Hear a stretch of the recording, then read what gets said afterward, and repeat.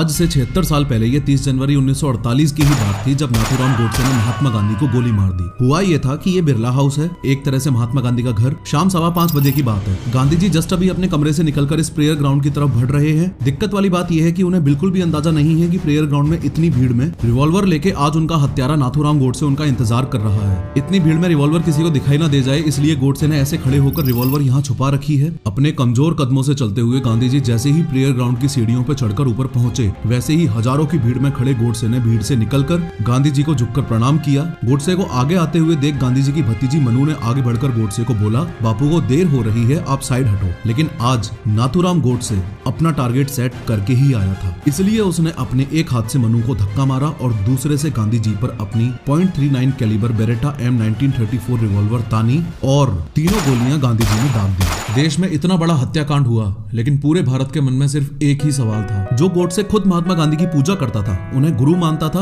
उसने ही गांधी जी को गोलियां क्यों मार दी? मोरओवर, ऐसा क्यों है कि आज भी भारत में ऐसे लोग हैं जो सोचते हैं कि गोडसे ने गांधी को मारकर सही किया? इस वीडियो में 3D एनिमेशन की मदद से डिटेल में समझेंगे कि गांधी जी की हत्या क्यों और कैसे हुई। लेकिन हर बार की तरह शुरू से शुरू करते हैं। गांधी जी की मौत से 38 साल पहले की बात है। बॉम्बे पुणे लाइन के पास के गांव बारामती में साल 1910 में नाथूराम गोडसे का जन्म हुआ। गोडसे का असली नाम रामचंद्र था, पर उसके माँ बाप को लगता था कि उनके परिवार पर किसी तरह का श्राप है जिससे उनके सारे मेल चिल्ड्रन की डेथ हो रही है। इसलिए उन्होंने गोडसे को एक लड़की की तरह पाला और उसको एक नथ पहनाई, जिसकी वजह से उसका नाम पड़ा नाथूराम। स्कूल में मन न लगने के कारण उसने स्कूल ड्रॉप कर दिया और कारपेंटर और फ्रूट वेंडर का काम किया। गोडसे को Hindu religious literature, history, politics पढ़ने का काफी शौक था। ध्यान दो कि महात्मा गांधी की राइटिंग्स को भी वो काफी शिद्दत से फॉलो करता था। इनफैक्ट नाथूराम गोडसे गांधी जी का इतना पक्का फॉलोअर और बिलीवर था कि उसने 1930 में सिविल डिसोबीडियंस मूवमेंट में भी बढ़ चढ़कर पार्ट लिया। 1932 में नाथूराम गोडसे ने RSS और हिंदू महासभा को ज्वाइन किया और यहीं पर वो वीर सावरकर के कांटेक्ट में आया। नाथूराम गोडसे और वीर सावरकर के बारे में एक बहुत ही अनबिलीवेबल बात ये भी है कि 1975 में पब्लिश हुई एक बुक फ्रीडम एट मिडनाइट के अकॉर्डिंग ये दोनों गे या होमोसेक्सुअल थे। ऐसा मैं नहीं बोल रहा, बल्कि इस बुक के पेज नंबर 423 पर आपके सामने लिखा हुआ है। लेकिन इसके साथ ही आपको ये बात भी पता होनी चाहिए कि इस बुक के रिलीज होने के एक साल बाद ही यानी 1976 में नाथूराम गोडसे के सगे भाई गोपाल गोडसे ने बॉम्बे कोर्ट में इस बुक के ऑथर्स के खिलाफ डिफेमेशन केस किया और इस बुक पर बैन लगाने की डिमांड भी की थी। फॉलोइंग दिस, इस फ्रीडम एट मिडनाइट बुक के नेक्स्ट एडिशंस में से होमोसेक्सुअलिटी वाली बात को रिमूव कर दिया गया। खैर, वीर सावरकर की संगत का सबसे बड़ा असर नाथूराम गोडसे पर यह हुआ कि उसकी आइडियोलॉजी पैसिफिस्ट से मिलिटेंट की तरफ बढ़ने लगी। अगर समय बीतता गया वैसे वैसे गोडसे के मन में गांधी जी के लिए दुश्मनी बढ़ती गई। नाथूराम गोडसे गांधी जी से इसलिए नफरत करने लगा था क्योंकि उसका मानना था कि गांधी जी ने अखंड भारत के कॉन्सेप्ट को कमजोर कर दिया है। नाथूराम गोडसे ऐसा भी मानता था कि गांधी जी मुस्लिम कम्युनिटी के लोगों को अपने हर मेजर डिसीजन में ज्यादा सपोर्ट करते हैं और हिंदू धर्मों के लोगों के खिलाफ जाकर उन्होंने देश को धोखा दिया है। धीरे धीरे ये विचारधारा नाथूराम गोडसे के दिमाग में इतनी मजबूत हो गई कि उसने गांधी जी को जान से मारने का फैसला कर लिया। ओवरऑल इस टाइमलाइन को इन ग्राफिक्स के जरिए आप ऐसे समझ सकते हो कि 1942 एक वो बीच का साल था जब नाथूराम गोडसे की विचारधारा ने शिफ्ट मारा। 1910 में पैदा होने के बाद से लेकर 1942 तक इस इतने ड्यूरेशन में वो गांधी जी का भक्त था और 1942 से लेकर 1948 में उन पर गोली चलाने तक वो उनसे नफरत करता था।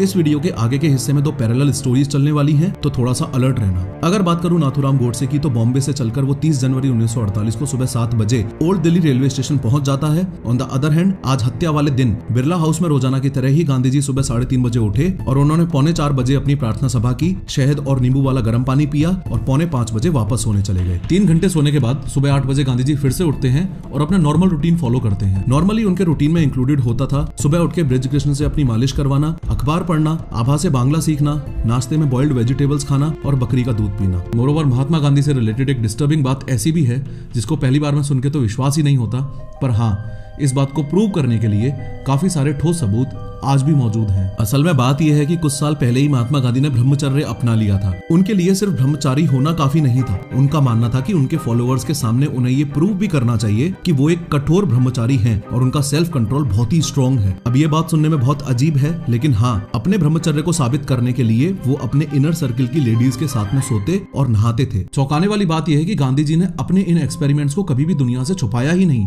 अपने लेटर्स में गांधी जी ने कई बार इन 3 लेडीज के बारे में जिक्र किया है। ये है मनु, जो कि सिर्फ 17 साल की थी, यानी गांधी जी से 60 साल छोटी, और ये गांधी जी की भतीजी थी। ये है आभा, जो कि गांधी जी के भतीजे कन्नू गांधी की वाइफ थी, और ये है सुशीला नायर, जो कि गांधी जी की पर्सनल फिजिशियन थी। In one of his letters Gandhi ji has mentioned that while taking bath with Sushila Nayar, अपने ब्रह्मचर्य ब्रह्मचर्य को साबित करने के लिए वो अपनी आंख बंद कर लेते थे। एनीवेज 30 जनवरी 1948 का गांधी जी का पूरा दिन अलग अलग मीटिंग्स में बीत गया। 2:30 बजे उन्होंने अपना ऑटोग्राफ दिया, जो कि उनकी जिंदगी का आखिरी ऑटोग्राफ था। आगे बढ़ने से पहले ये विजुअलाइजेशन भी आपको क्लियर होना चाहिए कि इस समय गांधी जी यहाँ अपने कमरे में बैठकर मीटिंग कर रहे थे और रूम से बाहर निकलकर इस जगह पर प्रेयर ग्राउंड था। गांधी जी रोजाना शाम को 5 बजे इस प्रेयर ग्राउंड में प्रार्थना सभा करने जाते थे। प्रार्थना सभा का मतलब है नॉर्मली कुछ भजन वगैरह करना या फिर गांधी जी का हजारों की भीड़ को ज्ञान देना। आज हत्या वाले दिन यानी 30 जनवरी 1948 को उनकी लास्ट मीटिंग सरदार वल्लभ भाई पटेल के साथ चल रही है और गांधी जी प्रार्थना सभा में जाने के लिए ऑलरेडी 15 मिनट लेट हो चुके हैं। वहीं दूसरी ओर गोडसे अपने साथी नारायण आप्टे और विष्णु करकरे के साथ सुबह 7 बजे ओल्ड दिल्ली रेलवे स्टेशन के 6 नंबर रेस्टिंग एरिया में पहुंचे। वहां पहुंचकर उन्होंने अपनी फाइनल प्लानिंग को अंजाम दिया। लेकिन आगे बढ़ने से पहले आपको क्लियरली समझा दूं कि ये तीनों ही गांधी जी की हत्या के मास्टरमाइंड्स थे। नाथूराम गोडसे के साथ मौजूद ये नारायण आप्टे है और ये विष्णु करकरे है। ये तीनों ही हिंदू महासभा के माध्यम से एक दूसरे के कांटेक्ट में आए थे। खैर पहले तो तय हुआ कि गोडसे बुर्का पहनकर जाए। वो लोग बाजार से 50 रुपए का बुर्का लेकर भी आए, पर उसकी बाहें ढीली होने की वजह से पिस्टल उसमें बार बार फंस रही थी। और दूसरा एक इंपॉर्टेंट रीजन ये भी था कि गोडसे को फीमेल ड्रेसअप में अपना पकड़ा जाना बदनामी जैसा लग रहा था। उसकी विचारधारा ये थी कि गांधी जी को मारने का ये कदम भारत के हित में है और उसे इस बात पर बहुत गर्व है। तब आप्टे ने सजेशन दिया कि सीधा साधा तरीका ही सबसे अच्छा होता है और उन्होंने उन दिनों की ट्रेंडिंग ड्रेस खाकी बुश जैकेट और ब्लू ट्राउजर्स को अपना असैसिन लुक चूज किया। इसके बाद गोडसे ने अपनी बेरेटा पिस्टल में 7 गोलियां भर ली। प्रार्थना सभा का टाइम पास आता जा रहा था। गोडसे और उसके साथी रेलवे स्टेशन से बिरला मंदिर अपनी जीत के लिए आशीर्वाद लेने गए। बिरला मंदिर के बाहर पहुंचने के बाद नारायण आप्टे और विष्णु करकरे तो लक्ष्मी नारायण के दर्शन के लिए मंदिर के अंदर चले गए, लेकिन गोडसे अपने निशाने की प्रैक्टिस करने के लिए बिरला मंदिर के पीछे जंगल में चला गया, क्योंकि आज उसका लक्ष्य एकदम क्लियर था।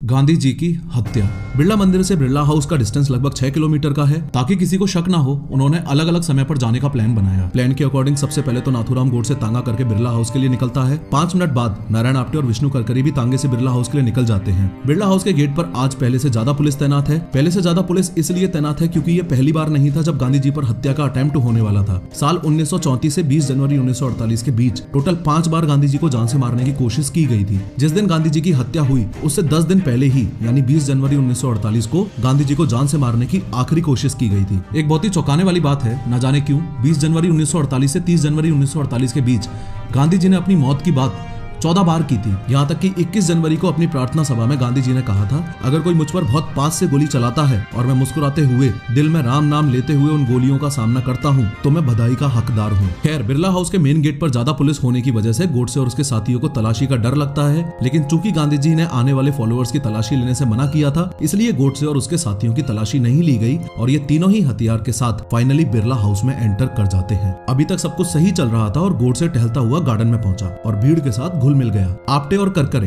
गोडसे के दोनों तरफ जाके खड़े हो गए ताकि कोई गोडसे को रोकने के लिए आगे आए तो वो गोडसे की हेल्प कर सके। शाम के 5 बज चुके हैं, काउंटडाउन शुरू हो चुका है, पर अभी भी गांधी जी वल्लभ भाई पटेल के साथ मीटिंग में उलझे हुए हैं। वहीं इसी समय गोडसे अपने दोनों साथियों के साथ गांधी जी के आने का इंतजार कर रहा है। लेकिन जैसे जैसे गांधी जी का आना डिले होता जा रहा था, गोडसे को अपना प्लान फेल होता हुआ नजर आ रहा था। तभी 5:15 बजे बिरला हाउस से गांधी जी अपनी दोनों ग्रैंड नीसेस मनु और आबा के कंधे पर हाथ रखकर चलते हुए आते दिखते हैं। गांधी जी मनु और आबा को अपनी वॉकिंग स्टिक्स मानते थे। गांधी जी के पीछे उनके पर्सनल असिस्टेंट प्यारेलाल, उनकी पर्सनल फिजिशियन सुशीला, सरला और डेली गांधी जी की मसाज करने वाले ब्रिज कृष्ण चल रहे हैं। गांधी जी का दुर्बल शरीर पूरी तरह मनु और आबा के सहारे चल रहा है। गोडसे को अपना सपना साकार होता हुआ नजर आ रहा है। जैसे ही गांधी जी सीढ़ियां चढ़कर गार्डन में पहुंचते हैं, गोडसे भीड़ को चीरता हुआ गांधी जी के सामने आकर खड़ा हो जाता है। दोनों हाथ जोड़कर प्रणाम करता है, कहता है नमस्ते गांधी जी और पैर छूने के लिए नीचे झुकता है। मनु गोडसे को साइड हटने को कहती है क्योंकि गांधी जी सभा के लिए काफी लेट हो चुके थे, पर गोडसे तो आज गांधी जी का वध करने के इरादे से ही आया था। गोडसे सिर्फ गांधी जी को ही नहीं मारना चाहता था, बल्कि वो तो पाकिस्तान लेजिस्लेटिव असेंबली में बम ब्लास्ट करके जिन्ना को भी मारना चाहता था। अपने दोनों हाथों के बीच गोडसे ने .39 कैलिबर बेरेटा पिस्टल छुपा रखी थी। ऊपर उठते हुए गोडसे मनु को अपने लेफ्ट हाथ से धक्का मारता है, जिससे मनु के हाथ से गांधी जी का सामान नीचे गिर जाता है। अपने राइट हैंड से पिस्टल तानते हुए 5:17 पर गांधी जी पर धड़ाधड़ 3 गोलियां दाग देता है। पहली गोली गांधी जी के अपर थाई पर लगती है, दूसरी एब्डोमेन में और तीसरी चेस्ट पर। गांधी जी ने अपने दोनों हाथ क्षमा मांगते हुए उठाए और हे राम बोलते हुए जमीन पर गिर पड़े। ऐसा लग रहा था कि मानो दुनिया थम सी गई है और दुनिया में अहिंसा का वो सबसे बड़ा पुजारी आज हिंसा की बलि चढ़ चुका है। ये कई सालों की सिस्टमैटिक ब्रेन वॉशिंग का ही काम था कि गांधी जी कुछ कट्टर हिंदुओं के दिलों में एक कांटे की तरह चुभ रहे थे। गोली चलते ही और ये हत्याकांड होते ही चारों तरफ अफरा तफरी मच गई। अनएक्सपेक्टेडली गोडसे ने भागने का कोई अटेम्प्ट नहीं किया और पास ही खड़े एक royal Indian air force officer Devraj Singh Thakur और यूएस डिप्लोमेट हर्बर्ट रेनर ने गोडसे को पकड़ लिया और उसकी पिस्टल छीन ली। लोगों ने गुस्से में आकर गोडसे को खूब पीटा और पुलिस ने बीच में आकर गोडसे को अरेस्ट किया और उसे बिरला हाउस से तुगलक रोड पुलिस स्टेशन ले गए। गोलियां लगते ही गांधी जी को तुरंत वापस बिरला हाउस ले जाया गया। बदकिस्मती से बिरला हाउस की डिस्पेंसरी में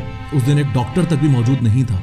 अगर आपने मेरी इंदिरा गांधी वाली वीडियो देखी है तो ये कहानी कुछ वैसी ही है। इस वीडियो में मैंने बताया था कि इंदिरा गांधी को जब उनके ही बॉडीगार्ड्स ने गोली मार दी थी तो डॉक्टर और एम्बुलेंस ना होने की वजह से कैसे उन्हें एम्बेसडर में हॉस्पिटल ले जाया गया था। खैर, गांधी जी को गोलियां लगने के बाद हॉस्पिटल नहीं ले जाया गया और बृज कृष्ण जब तक डॉक्टर को लेकर आया तब तक बहुत देर हो चुकी थी। शाम 5:40 पर मनु ने कहा, बापू अब नहीं रहे। देश के राष्ट्रपिता की डेथ से पूरी दुनिया शौक में थी और देश की नींव ही टूट चुकी थी। पर सवाल अभी भी वहीं की वहीं है। जो गोडसे खुद गांधी जी की पूजा करता था, उन्हें गुरु मानता था, उसने ही गांधी जी को गोलियां क्यों मार दी? नाथूराम गोडसे को महात्मा गांधी को मारने का जितना कारण अभी तक आपको पता चला है वो अधूरा है और ये बहुत ज्यादा जरूरी है कि गोडसे की साइड को भी ध्यान से देखो और समझो। आजादी के बाद के इस पहले हत्याकांड के कुछ रीजंस हैं जो खुद गोडसे ने अपनी बुक मैंने गांधी को क्यों मारा में एक्सप्लेन किए हैं। नफरत की आइडियोलॉजी ने इस हत्या के पीछे के मास्टरमाइंड्स को कैसे इन्फ्लुएंस किया, चलो डिटेल में समझते हैं। ध्यान रहे, आगे आने वाले सातों के सातों पॉइंट्स गोडसे ने खुद अपनी किताब में मेंशन किए हैं। पहला तो ये कि गांधी जी का अपने मन के हिसाब से नेशनल मूवमेंट्स को स्टार्ट करना और एंड करना, इस बात की बुराई तो नेहरू और पटेल भी करते थे।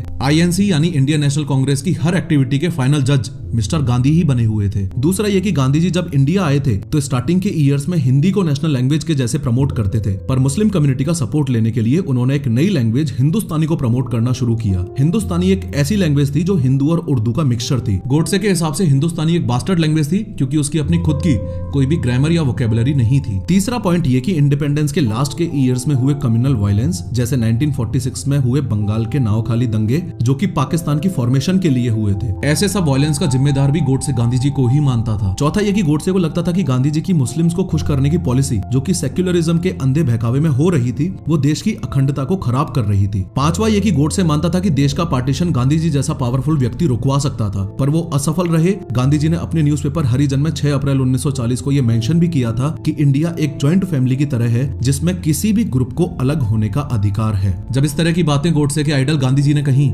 तब उसे काफी सदमा पहुंचा। सिक्स्थ पॉइंट ये कि आजादी के बाद जो हिंदू और सिख भारत को अपना देश समझकर पाकिस्तान से वापस आए, उनको किसी भी तरह की बेसिक फैसिलिटीज नहीं मिल रही थी, जिस वजह से वो रेफ्यूजीज दिल्ली के फुटपाथ्स पर रहने पर मजबूर थे। इतने रीजंस के अलावा जिस रीजन ने गांधी जी की मौत में आखिरी कील गाड़ी वो था उनका लास्ट प्रो मुस्लिम फास्ट जो कि उन्होंने 13 जनवरी 1948 से 18 जनवरी 1948 तक किया। इस फास्ट का मकसद था कि दिल्ली में मुस्लिमों के मस्जिद को हिंदू रेफ्यूजीज से खाली करवाना और पाकिस्तान को ड्यू 55 करोड़ रुपए देना, जबकि उस समय पाकिस्तान ने हमारे देश पर हमला किया हुआ था। गांधी जी इंडिया के राष्ट्रपिता के रूप में अपनी ड्यूटीज में फेल रहे और पाकिस्तान के राष्ट्रपिता ज्यादा साबित हुए। भारत माता का एक रिस्पॉन्सिबल बेटा होने के कारण मैंने सोचा कि हमारे देश को डिवाइड करने वाले राष्ट्रपिता के जीवन को समाप्त करना मेरी ड्यूटी है। गोडसे ने इस पूरे एक्ट को रामायण में राम और महाभारत में अर्जुन की तरह अपनी एक ड्यूटी बताया। गांधी जी की डेथ से पूरे देश में एक मातम सा फैल गया। नेहरू ने ऑल इंडिया रेडियो पर देश को एड्रेस करते हुए इंग्लिश में ही कहा कि Friends and comrades, the light has gone out of our lives and there is darkness everywhere.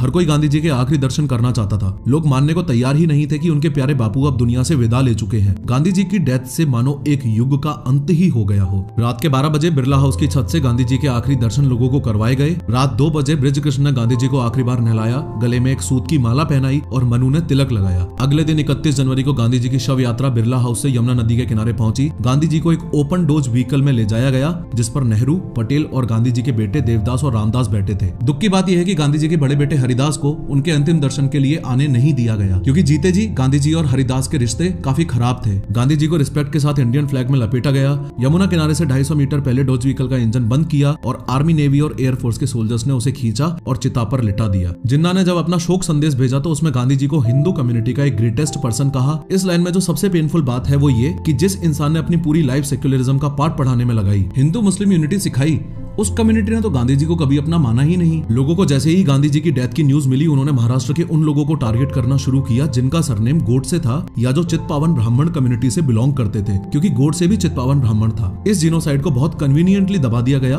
क्योंकि इसके पीछे पॉलिटिकल पार्टीज के कुछ लोगों का हाथ था। ब्रिटिश जर्नलिस्ट मॉरीन पैटरसन के हिसाब से अनऑफिशियली 6 से 10 करोड़ रुपए का डैमेज हुआ था। ऐसा कहा जाता है कि हिस्ट्री रिपीट्स इटसेल्फ। अगर इसी टाइम ऐसे जीनोसाइड्स को सही से कंट्रोल कर लिया जाता तो इंदिरा गांधी की हत्या के बाद हुए एंटी सिख राइट्स इतने भयानक ना होते। गोडसे और उसके साथियों पर रेड फोर्ट में स्पेशल कोर्ट में ट्रायल चला। यहाँ गोडसे ने 30,000 वर्ड्स का अपना जस्टिफिकेशन सुनाया कि कैसे वो गांधीवादी से गांधी हत्या तक पहुंचा और अपने इस रूथलेस एक्ट को पूरी तरह से पॉलिटिकल बताया। उसने ये प्राउडली एक्सेप्ट भी किया कि उसने गांधी जी को मारा है, पर वो इस पूरे हत्याकांड में अकेला है। गोडसे और नारायण आप्टे जो साथ मिलकर अग्रणी अखबार चलाते थे, 1945 के एक पब्लिकेशन में गांधी को अखंड भारत के कॉन्सेप्ट का रावण शो करते हैं। इन दोनों को फांसी की सजा होती है, बाकी के 6 साथियों को लाइफ इम्प्रिजनमेंट और वीर सावरकर को बरी कर दिया जाता है। गोडसे और आप्टे को अंबाला जेल में रखा जाता है और 15 नवंबर 1949 को फांसी के टाइम दोनों नारा लगाते हैं, अखंड भारत अमर रहे। खैर, इस हत्याकांड के एक दिन बाद यमुना के घाट पर गांधी जी पंचतत्व में विलीन हो गए। ये कहानी थी 30 जनवरी 1948 की। अपने इस पॉडकास्ट में मैंने स्टार्टिंग से एंड तक की पूरी जर्नी, आर्टिफिशियल इंटेलिजेंस का रोल और एनिमेटेड वीडियोस कैसे बनती हैं एकदम डिटेल में बताया है। इस पर क्लिक करो और जरूर देखो।